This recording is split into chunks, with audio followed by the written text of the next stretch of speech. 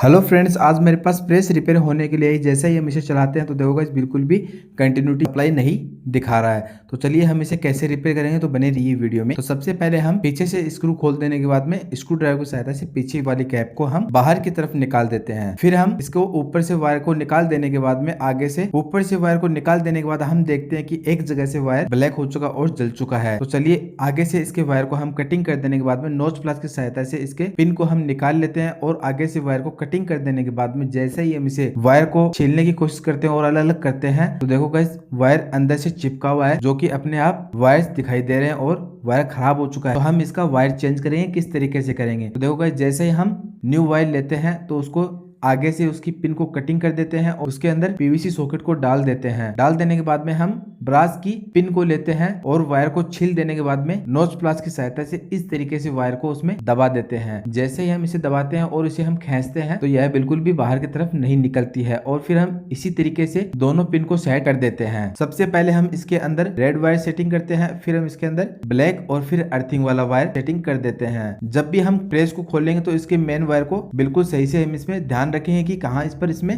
लगाना है। तो चलिए इसके आगे हम इसे वायर को इस तरीके से सेटिंग कर देने के बाद में ऊपर सॉकेट की तरफ सेट कर देते हैं। फिर हम इसका पीछे वाले कैप को सेटिंग कर देने के बाद में इसे चलाकर देखते हैं तो देखो गाइस कंटिन्यूटी बिल्कुल सही आ रही है। फिर हम इसे मेन वायर में चलाते हैं तो देखो गाइस इंडिकेटर है वह भी जल रहा है और जैसे हम इसे ऑन करते हैं तो यह ऑन आ जाता है और ऑफ करते हैं तो ऑफ हो जाता है। इस तरीके से आप भी अपनी प्रेस को रिपेयर कर सकते हो।